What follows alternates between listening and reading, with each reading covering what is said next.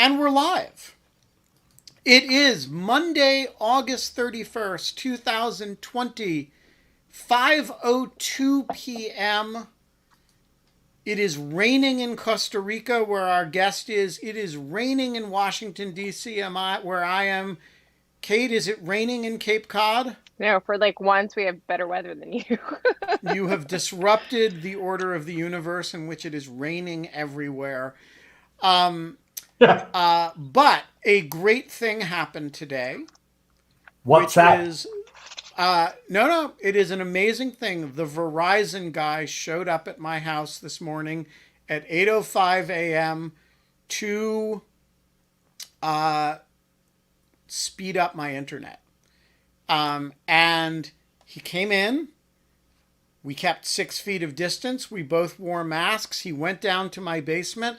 I showed him where the intake was for the Verizon Fios. He did about 60 seconds of work, and my internet is 4 times the speed that it was this morning. Wow. I expect to not glitch at all anymore. I will speak mellifluously from here on out. If there are problems with my internet on In Lieu of Fun, it will only be when I'm at the cabin in the woods, because rural internet is its own thing. I don't have control of that. And I will be forevermore glitchless. We are What not did he allowed to do? have fun. I don't know. He installed this upgrade that I ordered. Between that and my replacement of all my routers with magic new routers, recommended to me by In Lieu of Fun viewer John Bordeaux.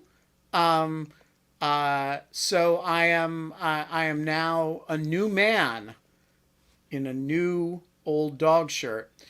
We're So, not allowed to. are you familiar with the Yiddish phrase "kinahura"? No. And I thought I So, was pretty good with Yiddish phrases. Yiddish phrases, the phrase "kinahura" is basically an Uber jinx. So, if you say it's not going to rain, it pours, right? Or thank God my son got home safely. He gets hit by a car just as he's walking in the door of his house. It's the big Gets hit by a car and walking in the door of the house sounds difficult, but sure. yes, I know. That's I'm why right it's the there with you. biggest, right? So you just gave yourself the world's biggest kinahura, Bob. Ben. No, my expectation is that my internet will fail, of course, because the nature of the internet is failure. Uh, the essential quality of it, what distinguishes it from all other media, is the propensity to freeze. Your radio does not freeze. Your television does not freeze, except when it is done over internet.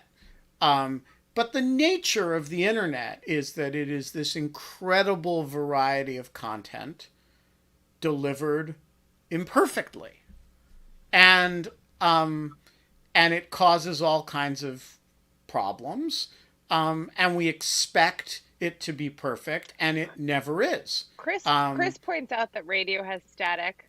That's true.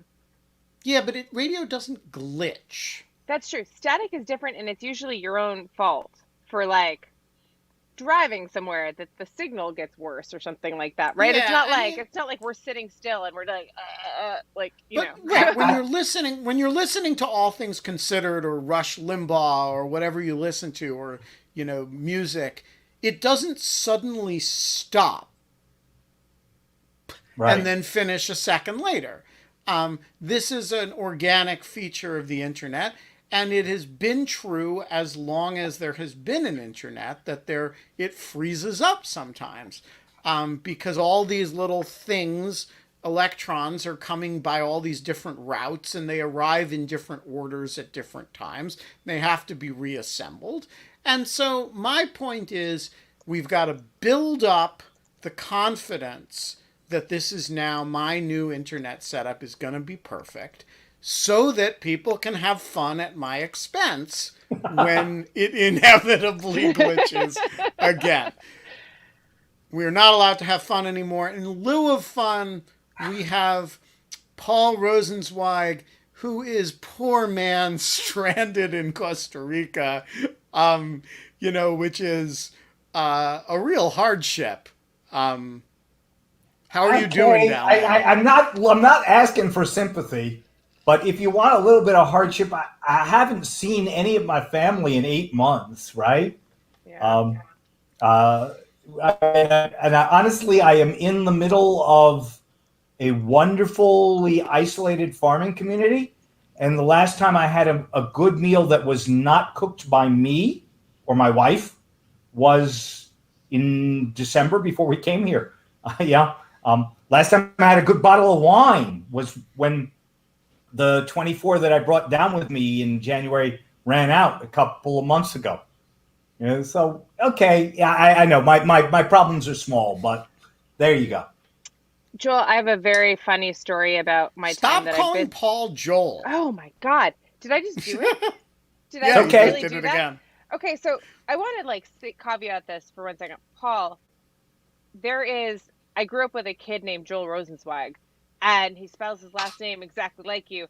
And as long as I've known you, I always try, like in my mind, like I'm like, oh yeah, like Joel. And like there's just He's some reason Mishpacha. He must be. He's my I family. just you're nothing like him, whatever. Like but there's just I'm so sorry. It's just and now I literally was doing chores today and I was like, Paul, remember this Paul.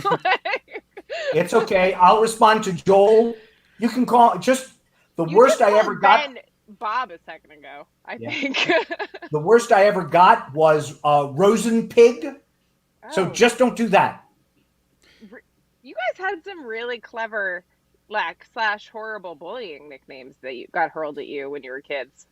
Yeah, it One of was the tough. creatures of being Jewish. Yeah. Yeah, I also just think it's the creature of being like the smart kid, like the nerd. Like you get picked on. A So little bit. are all Rosenzweigs? Rosenzweig is a distinctive name. How? I mean, there are a lot of them, but I do have a sense that it's a relatively small number of clans, right? I believe, I mean, that would be accurate from our perception. There's two ways to spell it. One is with a Z, that's how I do it, and the other one is with an S. And the hypothesis / history that I have is that the change was pretty much made upon arrival in America, the Ellis Island spelling error sort of thing. And so I assume that anybody who's got a Z is related to me, and anybody who's got an S is more distantly related to me in one way or another. Yeah. There was a famous Broadway show, The Sisters Rosenzweig, with an S, and we always mocked whoever the author was because they got it wrong. Yeah. So that's kind of good. That's like the time I saw Ginsburg with a Z. Someone Yep. spelled and and I've seen Ginsburg with an E and a U, and like for the longest time I thought it never even occurred to me that like they're alternative spellings. But anyways, thank you so much for coming. Thank you for letting me sort of suggest myself, because I wanted to talk about this. It was thing. a great suggestion. I love it when we have something like this. Yeah, I like it when we have an agenda for the discussion. So, client-side scanning. What is it? Well, client-side scanning is the outgrowth is an idea, a conception for computer architecture. The idea is that we could enable through algorithms an ability to scan an image or message before it is sent by you from your cell phone, right? Via an encrypted communication. It's been developed as an idea because of two conflicting impulses that are very real. The first is the massive growth in things like child pornography. child sexual abuse materials. Last year, more than 70 million images and related content was taken down, which is just what we know. So who knows how much we don't know. On the other side, we have this idea of basically perfect encryption. Your WhatsApp or your Telegram is perfectly encrypted and can't be observed by law enforcement. So here we have these two really important things going on. This growth of child pornography, which is really terrible, and this growth of encryption, which both enables really bad malicious actors and also enables all sorts of really good things, including encrypted communications between Chinese dissidents and all that sort of jazz. So client-side scanning is this kind of response. If I could compare the message that you're about to send, say the picture that you're about to send, to a list of known bad malicious pictures and interdict it before it was encrypted and sent, that would be a possibly really good answer to this problem, and it would let us interdict child pornography, computer sexual abuse material, before it becomes encrypted and before it gets spread out into the world.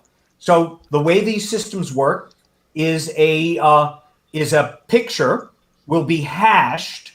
That is a one-way cryptographic function that converts a big picture into a small hash number, and compared to a known set of hashed values that are on your device. If the hashes match, then we've got a problem. And then the question is, what do we do about it? So in its basic form, before I sent a picture of child pornography through Signal or Telegram or WhatsApp or any of the other encrypted messaging systems, those systems would have built into them a comparison function that stopped the sending of child pornography. The tech for the comparison is actually pretty well understood. Yeah, there's a program called Photo DNA that is being used right now pretty widely. So that part of it happens. I mean, there's problems about it that need technical solving, but we can imagine this structure. So let's talk about before we get into the concerns about it. I want to just sort of address it on some sort of high level concerns on the conceptual side before we get into any of the details that you discuss in your piece. So if I'm a privacy advocate, and I construe that term broadly to include, say, the people who developed Signal, I would say, wait a minute. You're asking me to do surveillance of my customers. The whole point of Signal is to reduce the capacity for surveillance and to enable private communications. I'm not in the business of regulating what people use Signal for. Now you're asking me not only to be in the business of this, but to scan their phones preemptively. And so my question is, who are we asking to scan what? Is it only when I click send this picture to Paul that Signal would look at that picture and verify that it's not child pornography? Or is it looking at my phone in general? It's really important to make this distinction, because what you've said would be what we might call server-side scanning, with Signal doing the comparison. The idea here, if it were built, is that Signal doesn't play a role in that either. Built into Signal, built into Telegram, is a system for taking the hashes from an authoritative data source, say the National Center for Missing and Exploited Children, NCMEC, right, and porting them onto your phone. So the comparison would occur only on your phone. Signal would have no role in doing the comparison. Its only role if it chose to do so, or if it were mandated to do so, would be to build the pre-sending comparison function into Signal. Then there's a secondary question, which is what happens with a match. So Option one would be stop it and tell nobody. Option two would be stop it and tell Signal. Option three would be stop it and send a note to the FBI. Ben is a bad boy. But the reason it's called client side scanning is that the scanning and comparison function would be exclusively local. And that would mean that not necessarily, though optionally, Signal, WhatsApp, Telegram would have no role in this at all. So they kind of get out of the business, maybe. Okay, I have a few comments. One, I want to like kind of just explain really quickly the hashing technology and the photo DNA, and like just for the audience, just because what is not happening here is that any type of algorithm is recognizing new child sexually exploited material. Like there is never like a moment where like you upload a picture of your kid naked in the bathtub and an algorithm can tell that that's like a fun family photo and not child pornography. Okay. And so like what happens here is as Paul said, that there is this database of hashes, and what hashes are is basically like it is a specialized formula developed by Hani Farid, who was at Dartmouth at the time and is now at Berkeley, and he developed this technology and ended up giving it to Microsoft, who gave it to NCMEC, the National Center for Missing and Exploited Children, to run this one-to-one matching program that in like a matter of milliseconds cannot scan the whole photo, cannot do whatever, looks for basically a perfect type of like randomized collection of pixels in the picture that translate to a hash, and then can do like a one-to-one matching to say, I sent child sexually exploited material to Paul through this tunnel of encrypted messaging, which is like not penetrable by governments or even the people who built the software. Right. And so that's the really hard problem. So like,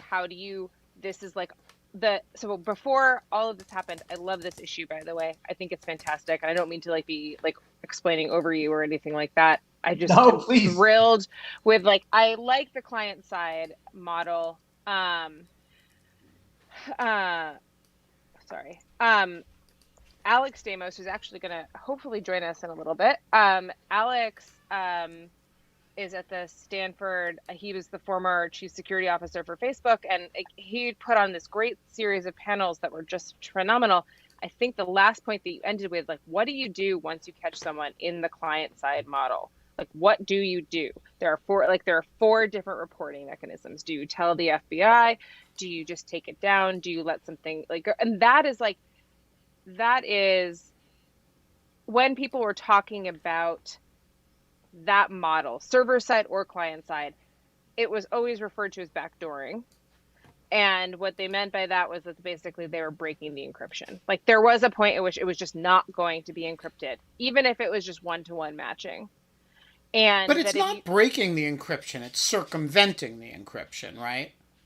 I mean, one of the advantages to it, is that it actually doesn't require you to weaken right. The idea here is, the way I put it in the paper, it's kind of going around encryption, trying to get at the data before it becomes encrypted, and it has to reside. The data has to reside native in an unencrypted form at some point, because if I'm going to share it, I have to share it with somebody, who can. And if they're going to see it.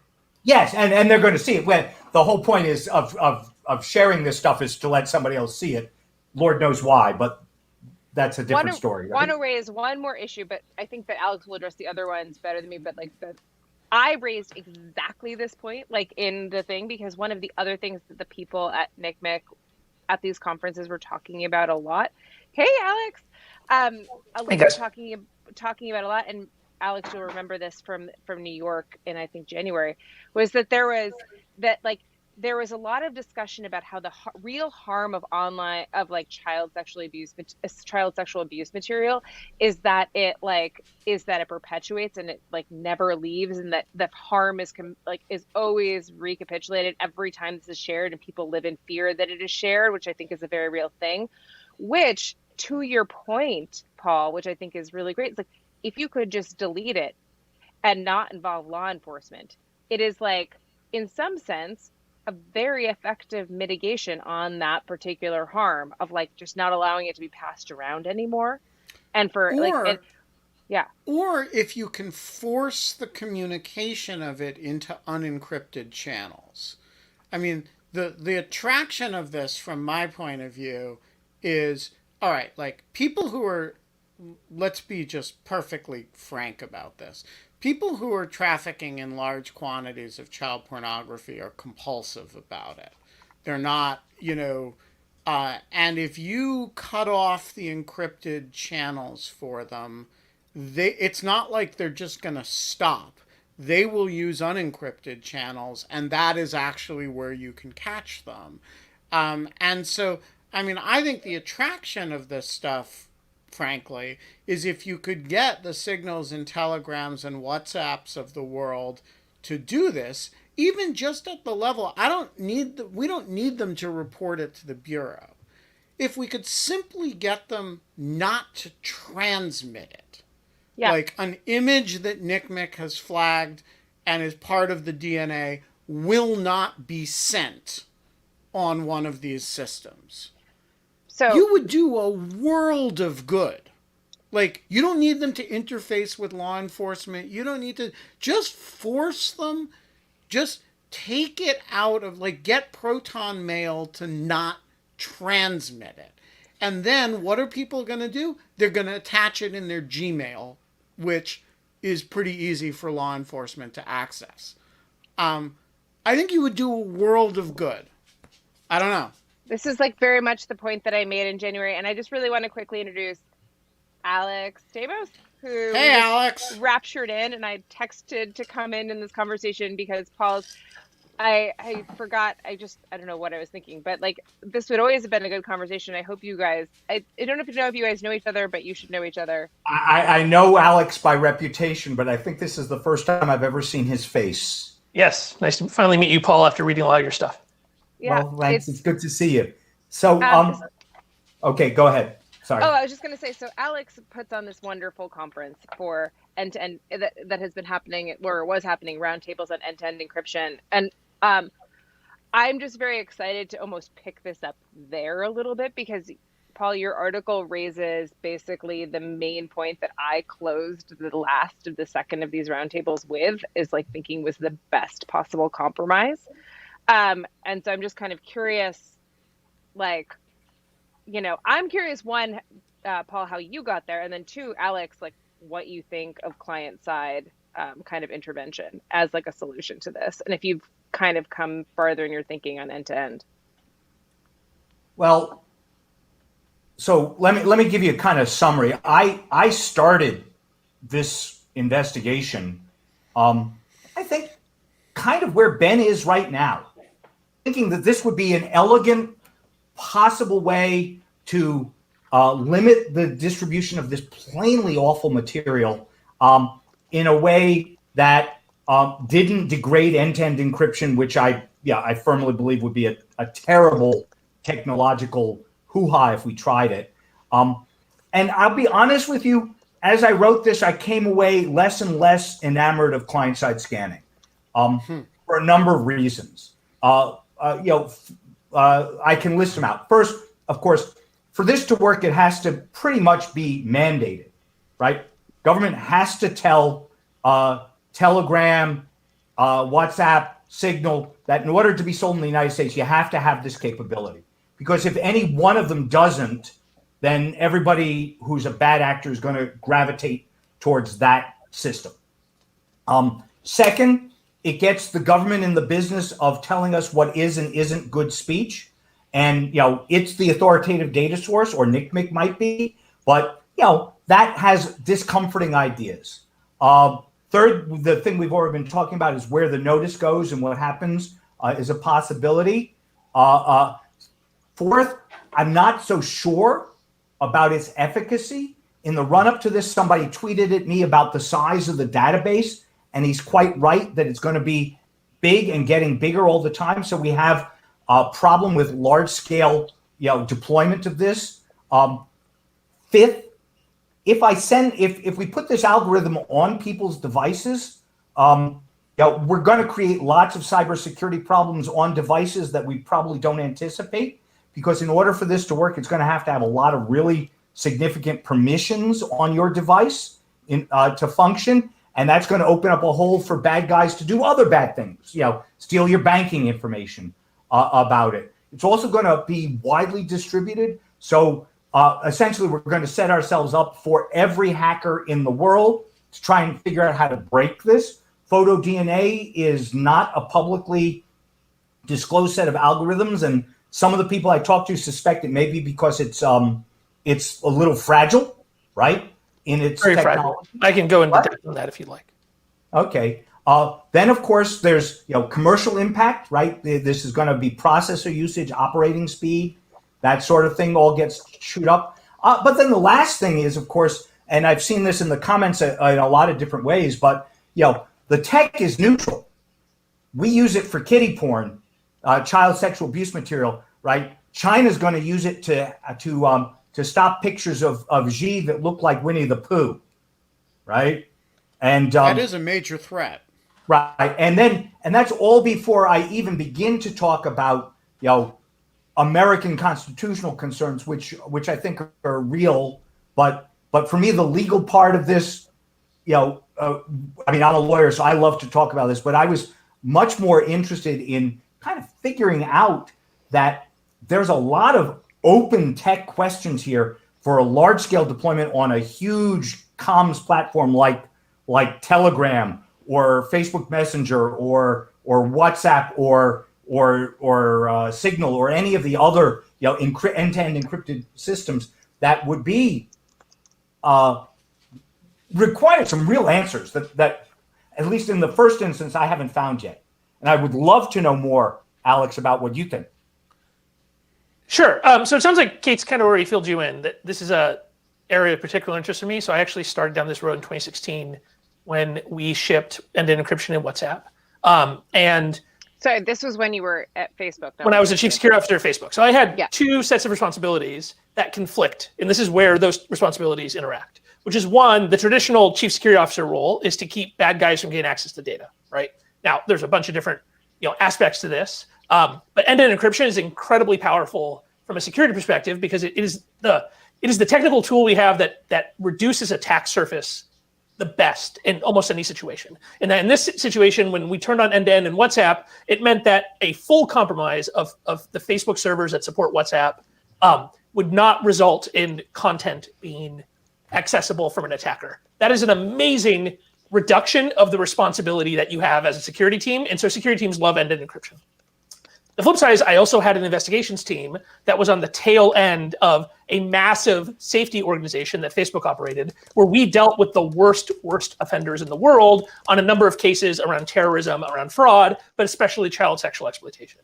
And so this has been an area of interest of mine because I had both of those responsibilities. And we started looking at what we could do in 2016, 2017, 2018 at Facebook. And since I met Stanford, we've now run a series of sessions on this. We have about a 40-page draft of basically all the technical trade-offs for all the different solutions. It was supposed to be published, but RightsCon didn't happen and yada, yada, so we weren't able to have the last one. But we're going to have one more kind of session focused on the developing world because the developing world issues are actually quite different than the developed world's issues here. So a couple things. First, this entire discussion, just like almost every safety discussion about what happens online, is really twisted by the fact that we only talk about the things that we're able to see. Right? And everybody talks about CSAM trading, the child sexual abuse material trading, because it is one of the best documented abuses of all the types of abuses that happen online because of photo DNA, because of automatic scanning, because of the NCMEC system, right? There's a ton of other ways that children are sexually exploited online that in many cases have much more direct impact on those children that does not fall into this category. I'm going to try to share my screen real fast. Let's see if this works. You should go above you. Screen. Yep, there we go. Yep. Okay, great. why am I explaining this to Alex? Although some people have been very technical savvy and like have not been able to figure it out. So let's see. You guys see a diagram? Yes. Yep. Yes. Yep. Okay. So this is from a paper called Towards an Optimal International Response to Online Child Sexual Abuse Exploitation by a friend of mine, Victoria Baines. Victoria worked in law enforcement in Europe and then did safety investigations at Facebook and is now also an independent academic. And I had her come lecture in my class. So OCSE is the umbrella term for all online child sexual exploitation. Everything you guys have been talking about and that basically everybody talks about is this corner: CSAM, production, distribution, possession. The creation of child sexual abuse material that is then asynchronously traded with people, right? And it can be both commercial because you're selling it and non-commercial. Like quantitatively, it's probably mostly non-commercial. That's obviously very bad. These children are being abused and they get re-abused over and over again when these things happen. All of these other things are not handled by the current photo DNA system and are not handled by almost any of the client-side things that people discuss. The worst things that actually happen on a day-to-day basis, from my personal experience, is the live streaming and the sexual extortion. So live streaming is people running businesses where they are sexually abusing children live. They're charging people to get into those videos, and then they often take requests. This then leads to traveling child sex offending. Personal experience, I reconstituted the child safety team at Yahoo when I was at CISO there. We busted up a case with over 1,000 people who were buying these shows, dozens of children in the Philippines who were being sexually abused. And then these men would buy the shows on Yahoo, would watch the videos, and then would travel to sexually abuse them. Something like 500 people were arrested. It's still working its way through the system. Paul, you might be interested. There's a big Ninth Circuit case on this that might set some interesting precedent. U.S. versus Rose Now is one of them. But my old colleague who ran that is now the CISO of Verizon Media and is still being deposed about his work in leading that investigation. That's a way more impactful than the actual trading of CSAM because those children are being abused at the moment and live, and the economic mechanisms for that are created by the companies. The other is sexual extortion, where often both adults, but in the worst case, children, are extorted by adults to actually create the porn themselves. There was a case of this that was recently reported by Vice, a man named Buster Hernandez, who had over 100 victims on Facebook. I can't really talk about it too much. His sentencing is still coming up, but according to this report, my team went as far to actually help write malware to catch this guy because he was so incredibly evil and bad, and the damage he did to these girls was spectacular. Anyway, you can trust the reporting, not trust the reporting. That's up to you. So Alex cannot talk about this, but I can. That's a really helpful graphic. As viewers of this show know, I've spent a lot of time studying sextortion cases, and I have said this on the show before when Alex was not here. Say what you will about Facebook, they have done a remarkable job. I didn't know at the time that was you, Alex, but they had reportedly they've done remarkable work on this, and across a broad range of the cases that I've seen.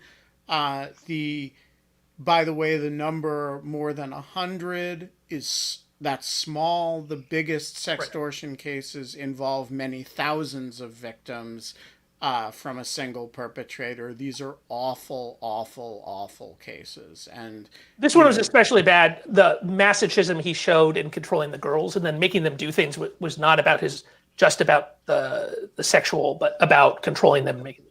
Yes, so anyway, look, those control elements, scripting what people do, also in a lot of cases forcing them to do things to other people, particularly younger siblings and younger children.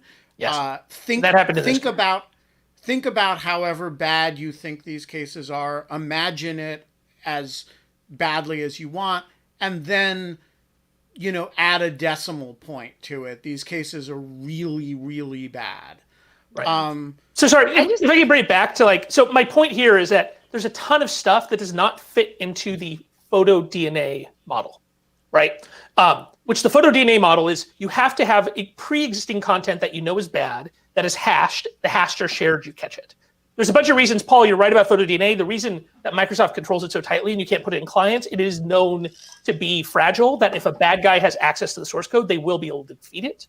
They'll also be able to generate, they could just jam up the system by generating hash collisions with non. Yeah. Okay. That makes sense too. This does not have to be true. Now, that's true for PhotoDNA. PhotoDNA is 15 years old. There has been a lot of work on computer vision in the last 15 years. And so there has been some work in the creation of perceptual hash algorithms that are robust in the face of an attacker having access to the algorithm. Facebook released 2 of these algorithms for open testing. And so they actually have a whole paper on this, so I can send that link too. And so it is possible that we will create an algorithm. It just can't be PhotoDNA. It's going to have to be something else. From my perspective, on the client-side scanning, all the things you guys would say about privacy and legal is true. From my perspective, there's 2 things we should do first before we do the hardest thing. The first is we should actually prosecute the people that are being reported now. Facebook files over 15 million NICRIC reports a year. Less than 1,000 of those are prosecuted, right? So you could do 10 times as many prosecutions based upon the current set of what Facebook is reporting and still not scratch the surface of the size of what is going on. So we should start with that. That is, right now, that data is sitting in NCMEC's vaults. What NCMEC needs money to have data scientists, to have researchers, to have analysts, and then we need a bunch of money for all of the local regional task forces that work between the state and the federal and the locals to arrest these guys and put them in jail. Just start there. That's just money. There's no more privacy. Like, if that's already a Fifth Amendment violation, it's already a Fifth Amendment violation. Nothing has to change. We just have to invest in that. Ron Wyden actually has a bill to do something like that. His bill also fixes there's some interesting issues about companies having to delete evidence and they have to delete it too fast, stuff like that. Wait, was this the Wyden? No, this is different than the Schatz bill that came out that wanted like call centers. Yeah, no, that's a different bill. But Alex is right. NCMEC is chronically underfunded, and there are long detail, but there are data deletion requirements that are and there are also some AI AI training limitation requirements as well that are challenging for non-client side scanning abilities to effectively prosecute these kinds of cases. That's low-hanging fruit, I think. So, Paul, let me ask you something. Why, in light of this, in light of what Alex just said, which is basically, hey, as you pointed out earlier, it's fragile within the space that it's operative, and it's not operative, potentially operative in a giant swath of the relevant space. Why shouldn't I say, all right, it sounded reasonable, it sounded plausible, it sounded kind of exciting, but it's actually not really a solution? Well, that's pretty much where I landed. Right, I started on this with the idea that it sounded very reasonable, architecturally elegant in its conception, and I wound up thinking with Alex that there are lots of other easier things to do first, and that this particular game isn't worth the candle. Right. I think that one of the reasons that it's still worth having this discussion is that it is getting the client-side scanning model is getting tied up with 2 other things. One is the encryption debate, and the other is the Section 230 liability limitation rules. There are some people who have brooded about the idea of conditioning continued liability limitations on, just as they have talked about the idea of continuing liability limit protections on encryption backdoors. Others have said, okay, you don't like encryption backdoors. We should condition your continued liability protection on the development and deployment of client-side scanning modules. And because they're less well studied, and thus their risks are less well thought of, less well popularized. My review was basically nobody talks about this yet in the way that we've just started about today, and And honestly, if I come out the other way at the end of this, I'd have been like, yeah, that's fine. Because unlike some people, like Kate probably, I'm not a Section 230 purist, but I certainly, am not going to give it up, for something that turns out not to be worth it. Yeah. Well, so I think that. I'm sorry. Go ahead, Kate. No, I was just going to say, and you can answer this. Both of you can answer this. So like we've spent a lot of time talking about the harm that like encryption kind of enables, right? But like there is like as like has been kind of playing out in the chat, like there's kind of this is a story about the worst of the worst in terms of harm, and the best of the best in terms of like the way that like kind of democracy can be enabled and like fight authoritarian governments, and that is the needle that has to be thread. And it is a very hard, I think it's very difficult. And so like, but I just want to say really quickly that like the solution of turning this all over to NCMEC gives me pause. For one, I don't know anything in particular about that organization. Like it's not particularly transparent, and they don't even publish the size of their database. I don't want them to publish their algorithm, but it would be great if I even had a sense of like the tens of thousands of pictures they catch or anything. There's no transparency reports or anything with NCMEC. I'll actually go further than that and say that if somebody's going to be publishing a list of prohibited material, I would like somebody, it doesn't have to be broadly public, but I would like somebody to have transparency as to what's in that list so that I know that they're not adding things that they shouldn't be adding. That is basically that being said, when a company gets a hit on photo DNA, they always have a human being look. This is actually the outcome of, you'll know the case, Paul, but it's Gorsuch actually. Right. Right. And so that actually completely changed. The companies can no longer do completely automated reporting. They have to have it's been horrible for content moderation teams because now the amount that people have to be exposed to goes up a bunch. But an individual human has to look and witness the crime being committed. I was just saying two things. If we're going to change things, the first is then let's just get photo DNA on more platforms. Those 15 million Facebook reports represent 90% of the reports to NCMEC, right? Facebook is not 90% of the child sexual abuse material problem. Probably not even 10%. The truth is most of those come from Facebook Messenger. Messenger is the worst way to get a large number of photos from one person to another, right? Any of the file drop sites, online lockers, photo sharing sites, those are the mechanisms that allow you to upload hundreds or thousands of photos at once and share them with people. And most of those do very, very little scanning, right? And so you don't have to touch encryption. You have these products that are already not end-to-end encrypting, that are holding on, that are probably sitting on terabytes and terabytes of CSAM. Okay, so let's take care of right now. Let me ask you both specifically about that because, all right, the easy case is Dropbox, right? Which is, basically a giant storage locker for child porn, and you upload it and it sits there and right. It's not and it doesn't get scanned unless you share it with somebody. And the bad guys know this because what they do is they test these things. They go test with known things that they know are in the photo DNA database.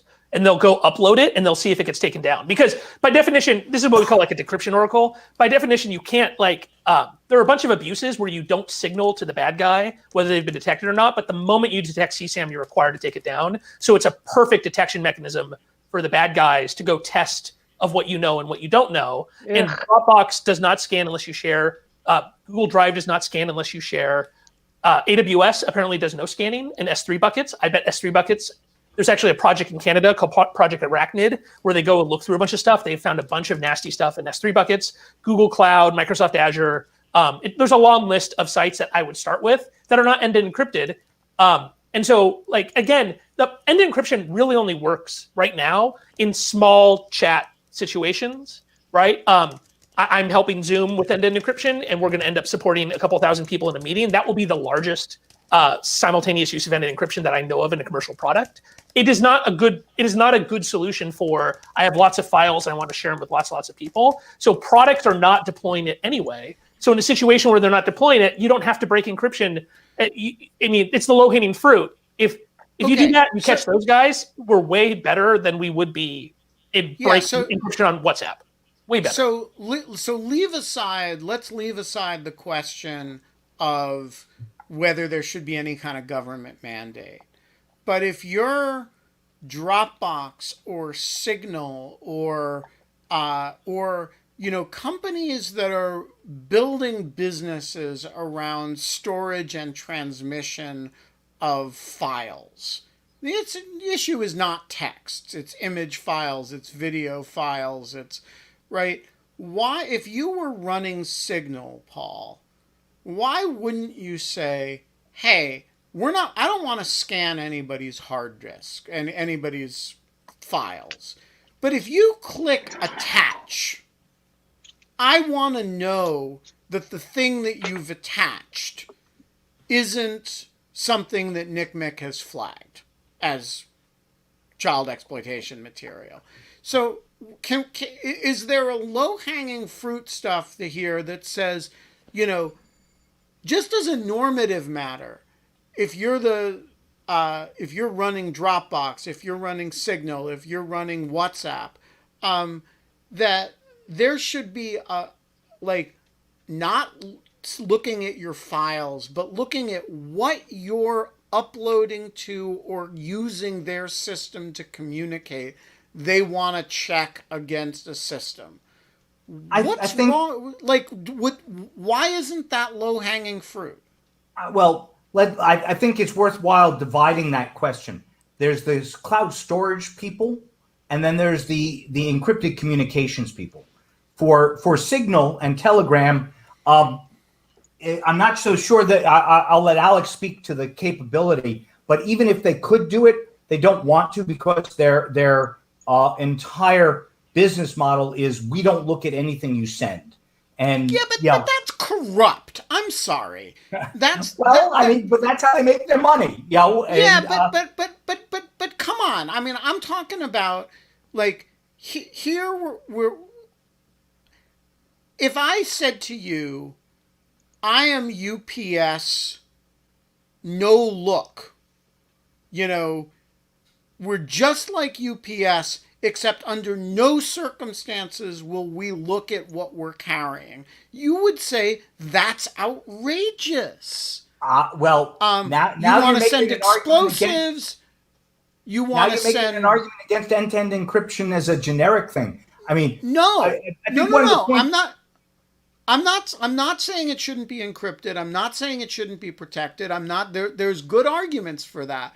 I'm saying you have a potential technology that will, without disrupting the end-to-end encryption, satisfy yourself that you are not carrying contraband that involves the exploitation of children. But that technology doesn't exist right now, Ben. Okay, it's something a bunch of people are working on and thinking through. Paul's right, the size of the hash. So photo DNA hashes are extremely efficient. It's like a 207 byte vector, right? It's quantized down to 8 bits, and it's not that big.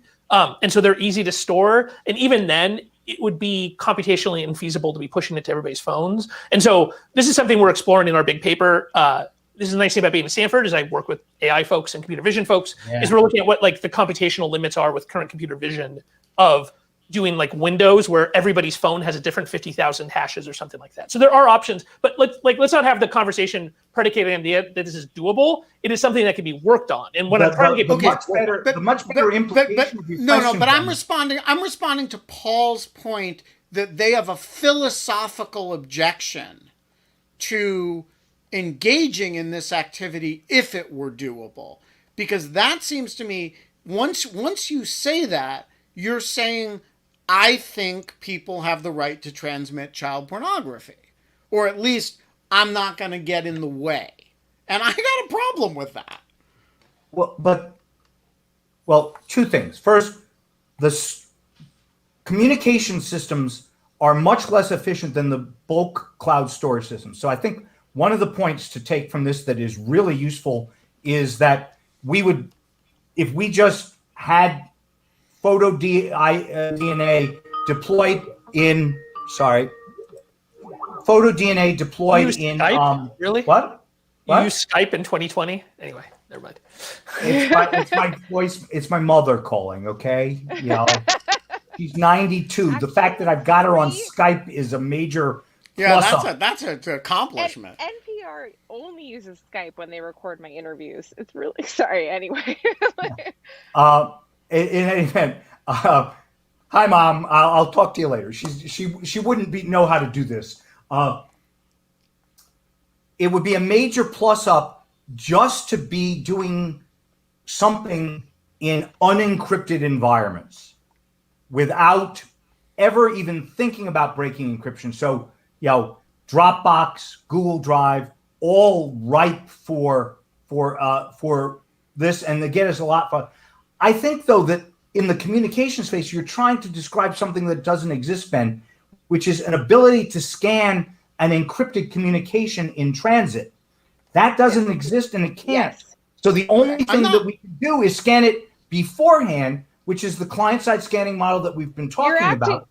And my answer there is the one that I gave earlier, which is all the 12 different things that I think are challenging, why it wouldn't actually work as well as it might. Yeah, you're talking about it like it's like UPS, and it's like encryption is like a little brown box, and it's like not. It's there's like it's like slightly different. No, I was addressing. So I think we're getting confused. We're conflating the question in principle with the question of technical possibility. I was hypothesizing a doable system that when you click attach before it encrypts, it says, wait a minute, can we ping this hash against the NICNIC system? And I was saying it's not unreasonable to expect a company like Signal or an entity like Signal, in the presence of the ability to do that, to incorporate that into their system without a government mandate. That's the client-side scanning model, right? That is what client-side scanning is. So right? your response was, well, they don't think of them. They want to be in the business of they transmit anything. I have a problem with that. Now, if the objection is it can't, we don't know that it works, or we don't know that these systems haven't been developed in a fashion that actually work. That's a practical problem. That's a very different concern. But it strikes me as important to keep them separate. Hey guys, I'm just going to say something. I got to jump off. I've got a hard stop. I appreciate you letting me rapture in. I'm going to rapture back out. Just a couple things. Like I said, I would start. I think the place we need to focus is on arresting people that we've already got in the system, getting more hash hits on the sites, like the legitimate sites that allow for mass movement of this stuff. If we're going to do client-side scanning, I would much rather focus on the other parts of that chart, because Facebook Messenger is a really bad way to move mass amounts of known CSAM. Facebook Messenger is a very good way to find children to extort for new CSAM and for things like live video. Yes. And so if we're going to do client-side detection, it should be client-side detection where the victim is part of the conversation. And the nice thing there is what you're doing with client-side detection is you're protecting a participant. You're not narking on anybody who's part of the encryption. What you're doing is you're helping a participant. And so that's one of the things we're working on is, like right now on Messenger, if you are an old man and you do a text message to a young girl on Messenger, there's AI that's looking at that conversation to see if it goes badly. I'd like to push that into the client. So if you get a message and it turns into show me your nudes, there's, Clippy pops up and says, it looks like you're being extorted. We'd like to help you.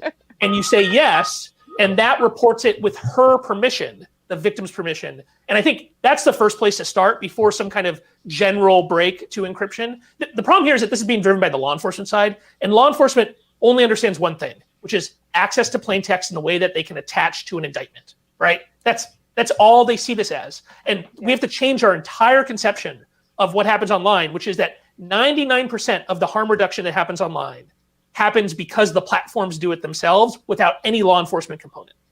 99%. And so we got to improve that 99% before we optimize for the 1% of cases where people go to jail. And I think that's the problem here, because this is a DOJ discussion, it's an FBI discussion. It's not really a product discussion because the companies don't want to talk about how shitty things are right now. But the truth is that we should turn up the knob on what we're doing to prevent the harm in the first place before we create these massive problems and violate the privacy of lots and lots of innocent people. Yeah. Sorry to rant. Totally. That's fine. Thank you, Alex. Thanks, And now Alex. we've When is learned your your paper middle coming name. out? Oh God, now you're my mother. I want to read it. Yeah. I mean, we're looking at early next year because we're going to hold one more session probably after the election. All I'm doing is election stuff right now. So after the election, we're going to hold another session. Maybe you want to participate this time, Paul. And I would love to. you guys Paul, are all. it would be. I think you'd love it. It's great. Yeah. It's really If wonderful. I'm invited, I will attend. Right. And then our goal would be to have the paper in January. But we have a couple of students who are working on sub-projects of like, how practical is this? I think the detection of text, the text stuff is going to be much easier. The photo stuff is actually legitimately a difficult computer science problem. But it is the kind of thing that I think if we put more effort into it, we can solve. But anyway, thanks guys. Thanks for covering this topic. Thanks for joining us, Alex. Bye, Alex. Thanks, Alex. Fun to see you. So, Paul, what do you make of Alex's basic suggestion there that if we that instead of dreaming about the tech fix, we focus on A, cases that we can generate now based on current tech, and B, on basically panic buttons, AI and real ones that get help to people in the real-time situations. I think I'm pretty much there as well. I think there's lots of things that we can do, including funding NCMEC and prosecutions more. Sorry. You're My very mom doesn't popular. get Your the mom idea. really wants to talk to you. I know that. Well, she's 92. When I don't answer, she thinks I'm dead. But Wouldn't you think? Okay, whatever. yes, she does.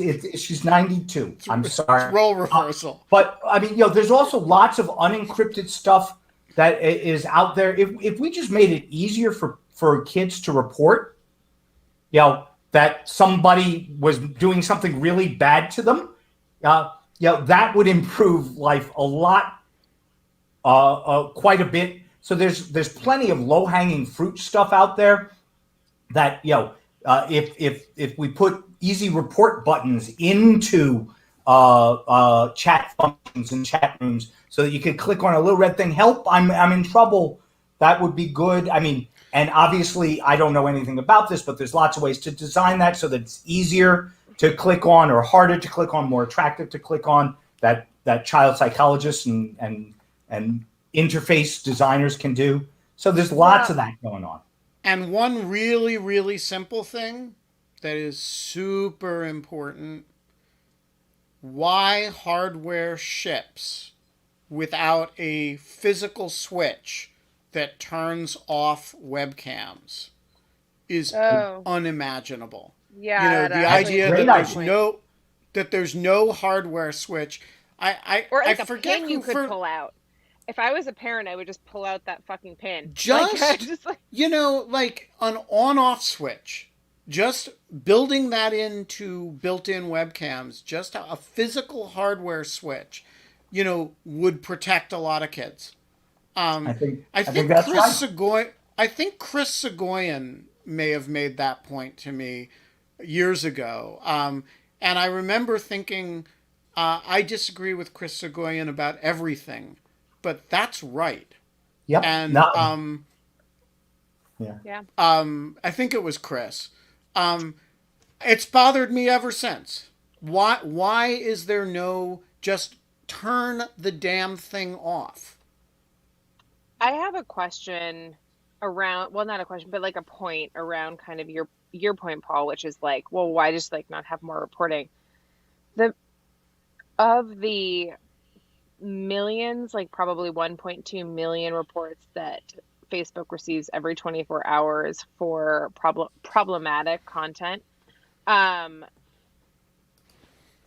like I would say 97% of it is kids reporting each other, or neighbors reporting each other, or people not liking other people's political opinions and reporting each other. And so there's just like a ton of I'm kind of curious what your answer with like that, and like to remember that part. Like, imagine you're a 13-year-old kid and you're in a fight with your boyfriend, and there's a red button sitting there that says report this type of thing, like there's a real problem there. Like, Yeah, that is a fair point. I mean, to be honest with you, the ease of reporting piece is, I think there's much more to be done in terms of, you know, examples that I had in the paper. it was a great paper. It was a wonderful paper. Thank you. Membership in cloaked groups. That's often That's an one. indicator for making it worthwhile to talk about. Even something as simple as group names. The group names usually have to tend to convey something a little off, and they have to be public, right? They're advertising. So I mean, look, no, there is no silver bullet here. There is no silver bullet here. And the point you just made about false reporting or problematic reporting is a useful one that I probably hadn't given as much weight to. I also don't want to as a feminist, I don't want to be like, oh, false reporting. Like, obviously, like, I don't think that that's like a lot of the cases, but I do think that like when you're 13, there are other things going on, and you make reports or you aggrandize things, and like certain things like happen, and you can easily, like, now I think like at 13 or 14 or 15 years old, with everyone living their lives online, you can ruin people's lives at a very young age with like kind of that type of stuff. And so I do think that it's something to like be thoughtful about and consider, in the interest of kind of like an ultimate like interest of protecting victims and having due process for people who are, there are so few there's so easy cases, right? Like, I mean, like there are some and they're big, but like I feel like everything, like there's like I feel like all of the media goes to these like weird middle grounds of like, well, do we want to protect her or do we want to protect him, or do we want to do this, or like, yeah, like I don't know, maybe it's about We're gonna leave it there. men. So my wife says I gotta go, so I'll go. Okay, Katie, I'll be there in 10 and you've got to call your mom back, Paul. I gotta call mom as well. But before I go, some news for the people who are listening. Breaking news for you guys first, okay? Next week, Checks and Balances, the conservative lawyers group that I am a part of, that stands for the rule of law, will be premiering a new podcast. Yes, another podcast that you can listen to, people. Who's going to host it? What? And I am hosting. Who's going to host it? Me. Excellent. Yay! We know a podcast host, Ben. Yes. And who's going to be your first guest? Bill Crystal. Lovely. Former In Lieu of Fun guest, Bill Crystal. He was very nice. Well, the title is to tune in. Checks and Balances. Sorry. Checks and Balances. Not his mom. Threats to this American election. So it's mostly focused on law and policy relating to the integrity of the election. Tune in, okay? Excellent. Thanks for joining us, Paul. Folks, the poll is up. Sorry, I gotta run, guys. We will vanish you out. Thanks for joining us, Paul. And Kate, who do we have tomorrow? I think we have Molly, right? I think Molly is Molly Tuesday, right? Yeah. Tomorrow is Molly Jong Fast. Yeah. And I've got to ask her, she's, speaking of podcasts, has this new podcast with Rick Wilson, The New Abnormal, which she introduces every episode by saying she will try to keep Rick's F-bombs to a minimum. But then the other day, last week, in covering the Republican convention, the entire feature was called Fuck That Guy. And so I want to ask her about whether she's pro or anti Rick Wilson F-bombs. It's going to be a fun, so I'm excited. It'll be good. I love Molly. We have the whole week scheduled now. It's like solid. We do. That'll be 22 hours and 53 minutes from now. And until then, Kate, We don't have fun anymore. So in lieu of fun, we have these little tiny moments that we open the show with in which we repeat those lines and then make up something, and then I make it up again, and then I make it up again, and then I make it up again. And now I'm just going to go and recursively disappear into the background. Puppets. She recursively disappeared into the background, and I am all by myself. We will see you tomorrow, folks. Bye.